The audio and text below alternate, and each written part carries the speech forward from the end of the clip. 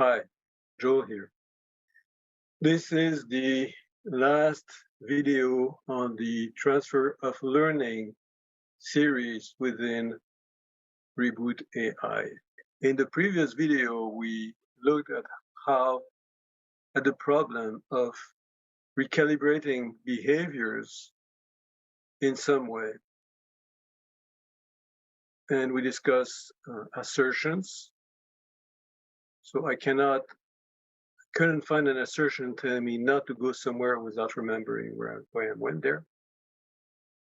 We talked about reprogramming the subconscious, but if it's age, what can be done? And so I needed another answer to that, another proposal, another principle, paradigm, if you want, to that.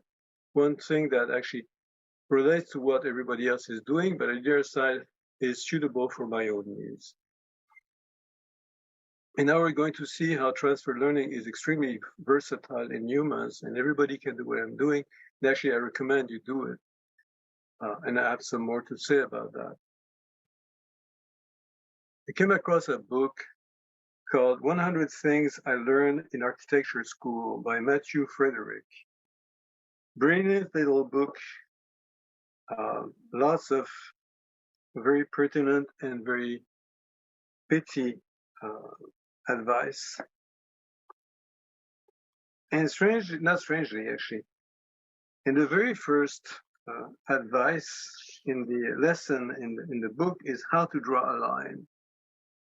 And the architect explained how a line shouldn't be fuzzy or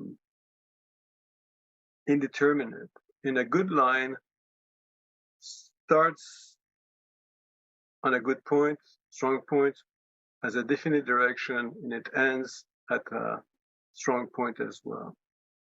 So that is a solution I think I need for my problem. But now I need to transfer it back to my behavioral problem. And that's where a little bit more reading comes in. The prototypical behavior, the basic behavior, the smallest possible building block of behavior is the instinct. And I learned from reading Konrad Lorenz, the definition might have come earlier, I think it originates from him, that an instinct is a behavior that always have a trigger.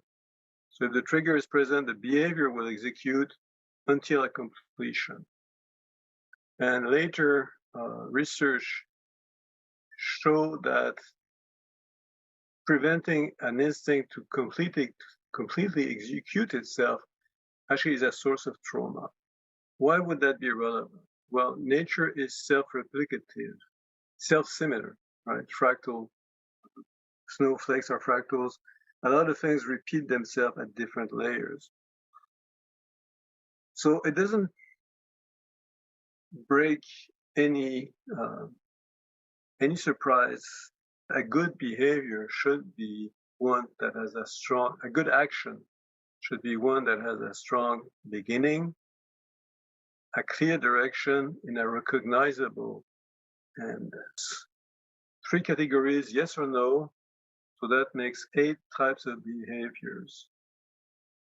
So let's see, if something doesn't start strong, has no direction, has no clear ending, it's more like an addiction, isn't it?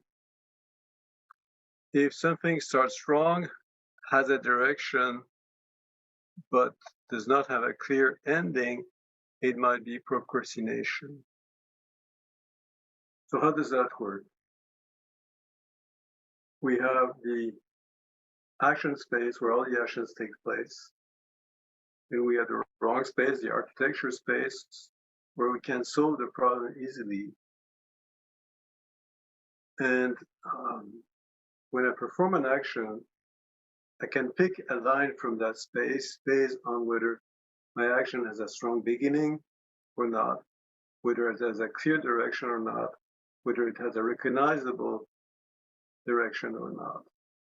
And if that line is not what I want, then I can go back into the original space and say, okay, I need to change the action. That was not what I want.